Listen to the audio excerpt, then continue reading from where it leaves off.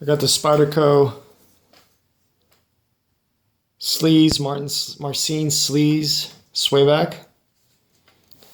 And then I'm also going to show the Flashbatch Darn Dao that I got for a gift, my birthday, Father's Day, for my wife and kids.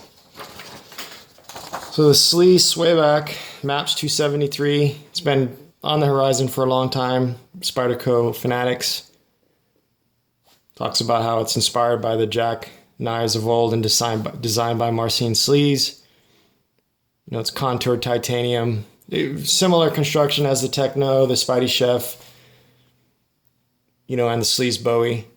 It's a bigger knife than I was expecting. It does have the CTS-XHP, and it's 3.9 ounces.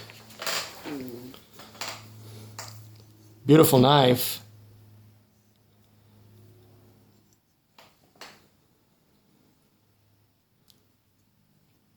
It is on bronze phosphorus washers. Does have a lockbar insert in here, stainless, you know, interface. It's nice that Spyderco does that where you can't see it on the outside. Really clean construction. The only thing I have, you know, I have big hands. The Techno and the Spidey Chef, it has a smaller hole, but you can still open it no problem. I can even barely get my finger in there, and I don't usually Spidey flick, but you can do it on the Spidey Chef. Now, this one's just a little small, so I mean, you anchor your hand in there, and I'm really having to stick my finger down in there. I think people with smaller fingers are not going to have a problem with it, but it is tiny. I mean, you can see my thumb just is almost twice the size of the hole. But great action. It does have that polished stone wash, which is beautiful. Warncliffe style blade. You know, it's contoured on top with the swedge.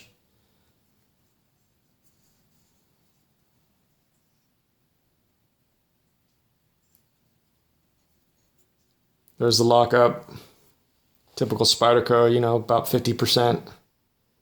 Rock solid.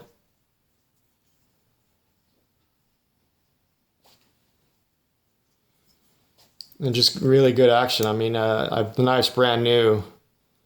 It has great, I'm not putting my finger on the lock bar, and you're not going to flick this open. You know, it has none of those other issues like the weak detents on other Taichung Spydercos. I don't know if the Slysz Bowie had that. I don't think my Spidey Chef was like that, or the Techno. It's great execution. You know, it's comfortable. I didn't really research on what the original design of this Swayback is all about. I think it's maybe for peeling fruit or, you know, fine whittling. I like the Warncliffe style blades. You know, when you do cut, it puts a lot of the you know, your leverage out towards the tip. You don't come through, you know, with the drop point. I've never had that problem cutting boxes, but people talk about how it's easier to cut boxes and things because the tip's not going to slide out. I think a lot of it is geometry, but a lot of it's, you know, just made up YouTube stuff. But this is just a beautiful knife. If you're a Marcin Slysz fanatic, you know, I wasn't into Spyderco knives at the time, but the Bowie came out. I heard it's great. I'm only assuming that it's as nice or nicer than the Spidey Chef, you know, and the Techno. But this is just a well-made knife. It's just really, really nice tolerances, typical Taichung quality. It does come in a zippered pouch. Nice inside on it. So this here is the Darn Dao, how it comes. It comes in this same type of zippered pouch. They are numbered 1 through 1200. You know, it shows right on the tag. This one's 0144. And even the actual knife cover has the 0144 on it. Talks about the Flashbatch in there, which is kind of different to Spyderco. You know, they say where they make all the tooling and then they throw it away. I don't know why. I guess that's more of a collector's thing. You know, where it's supposed to drive up the collectability because they're never going to make it again, and they just supposedly destroy the tooling.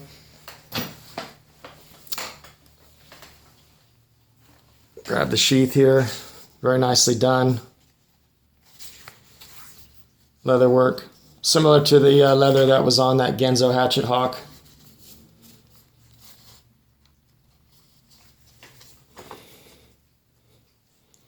And this thing is just a work of art, in my opinion. I like large blades. I don't know if I'm actually going to be chopping like a wild man with this, but it's just something I wanted from a very long time.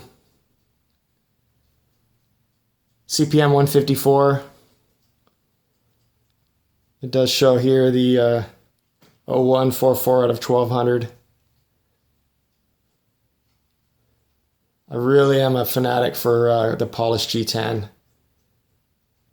Just beautiful.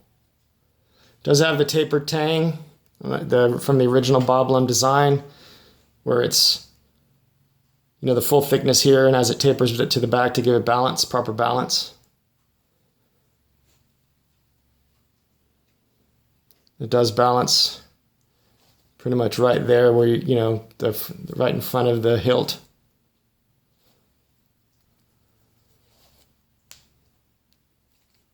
I don't know the actual concept, or, you know, I was reading on it here.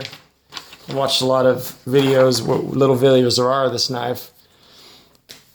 It talks about it was inspired, Lum designed it of the single knife broadsword of the classic, you know, for classic Chinese martial arts. Formidable fixed blade, you know, unsharpened swedge, contoured, polished G10. It is a little steep. I think when they originally brought out, they were in the upper 300. It's like 389. Then they went up with the first map increase from a couple years ago. Then obviously they just did map again, which I think is 30% now of MSRP. So it's went from like high threes to 454.97. You know, that is something that a lot of people aren't going to spend. Once again, if you buy any of the high-end Bark Rivers this size, I think this is actually much better quality than a Bark River. I like Bark River, don't get me wrong. I'm not bashing them. I have them. I have some on order in the new S35VM, but it's more of a, you know, bulk production. The Taichung, you know, a few of my Bark Rivers, even the smaller ones, when you look right here, they're not symmetrical. You know, the grind goes way off. I mean, it's a user knife. You know, I don't think Bark Rivers are so much collectible where they're just a good user blade. This is just on another level, another step above. Everything's perfect. You know, I can look at every one of my Bark River handles and they have some kind of flaw in them somewhere if you look. You know, I have from carbon fiber down to I don't have any of the burl stuff, but, you know, some of the snake skin and G10 and McCarter. So, you know, if you look at anything comparable, yeah, you're going to say it's made in Taiwan, but this is one of the best knife manufacturers, this plant here in the world, from what I've seen. You know, it's the same factory that's making this knife, or any of the high-end Spydercos, the Drunken, you know, the Nirvana, Paisan. So I just wanted to show this. There wasn't a lot of videos out there on this. I'll just show you a size compared to our RTAC 2. You know, similar size blade with the choil. They're pretty similar in size. You know, totally different. This is just a great beater knife with a drop point. You know, in 5160. I mean, you could buy, I don't know, four or five of those, depending on which cost you get, you know, for the price of this. So this is just a different blade. You know, I'm not going to go hacking through a tree with this. I may cut some limbs in the backyard with it, you know, on some of the trees, but you know, am I going to look at this and lush over it for years? Yes. I mean, it's just one of those knives that I'm happy they got it for me. I forgot to show this with the, I wanted to show the size of it compared to the paramilitary too. It is a big knife.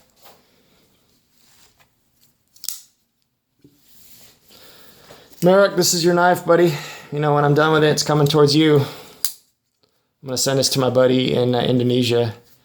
He's really curious about, you know, the Spy 27. From what I've seen from the initial response on the forums, I know Sean, Big Brown Bear, is doing some tests on it right now compared to S45 and some other things.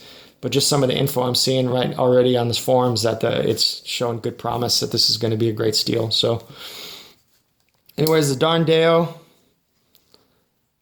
Bob Lum designed, CPM-154 broadsword or chopper, whatever you want to call it. It's kind of a different pairing here. And the Marcin Slysz Swayback with CTS-XHP and titanium slabs. You guys have a good one.